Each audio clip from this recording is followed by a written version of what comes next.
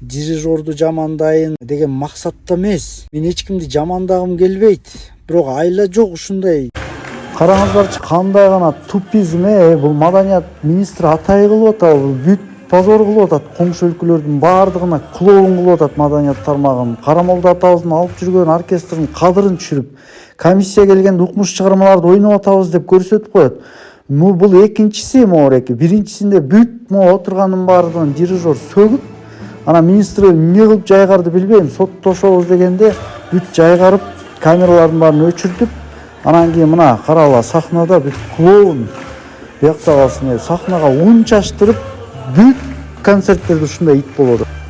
Ырчылардын сүрөтүн бетине тагып алып туруп, мону дирижировать этип аткан биз деле деп туруп бир күнү бирөө Чыпалак Баатырдын немесин кийип алып туруп анан башталат келечек муунда келесоолор чыгат. Ушуга үгүттөп атасыңарбы?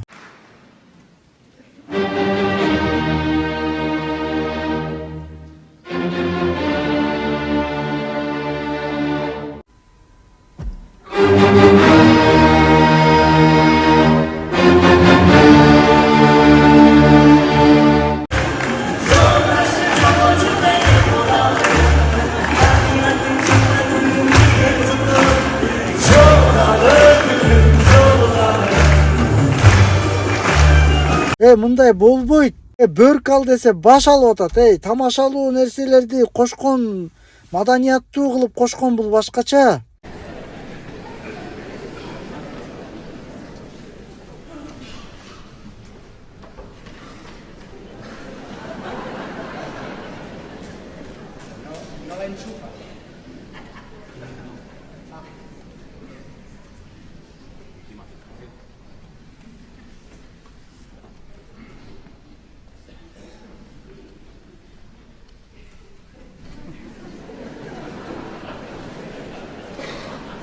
Podemos empezar o no? Eso sí.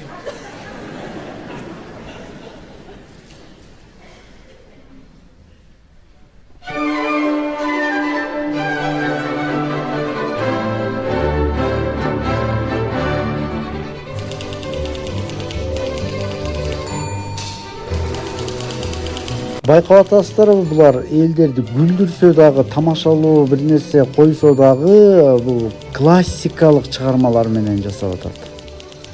Бул классика чыгарма баары бир залкар түбөлүктүү чыгарма болот да.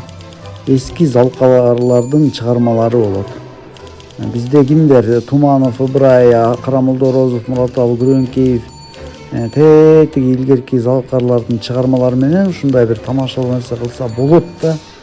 Анан биздики эмне болот? Клоун болот. Клоун. Бир өзгөчө нерсе жасайм деп эле биздики клоун болот да. Болбосо дирижерлук диплому жок.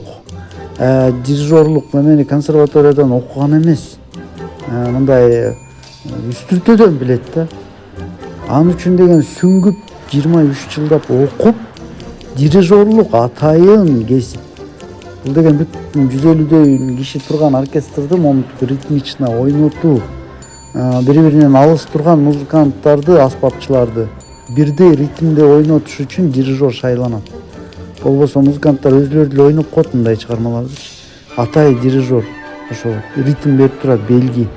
Баардыгын бирдей ойнотуш үчүн, чачырап кетпей. Биздики келип алып эмне болуп атат эми? Билеген оркестрдин позор кылып атпайбы? Позор кылып атат бүт.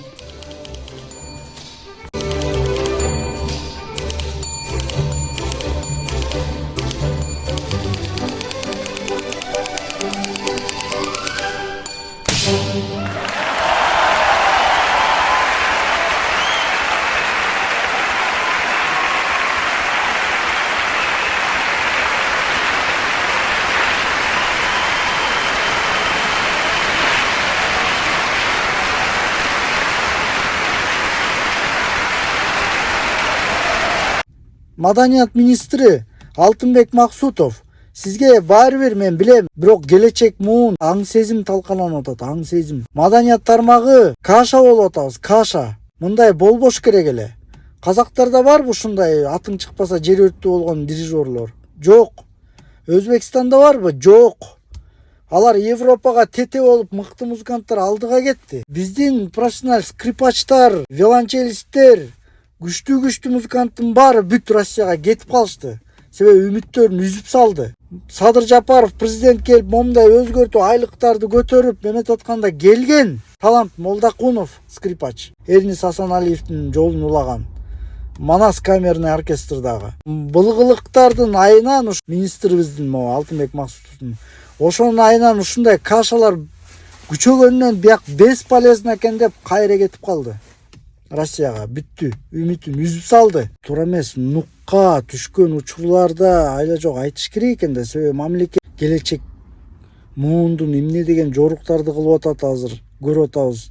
Маданият адамдары атың чыкпаса жер өрттү болуп эмне деген жоруктарга барып атат. Аларды көргөн келечек муун дагы төмөн ылдый түшүп кетеби? Ошол коркунучта айла жок видео чыгарат экенсиң, себеби деген балдарың чоңоюп келатат.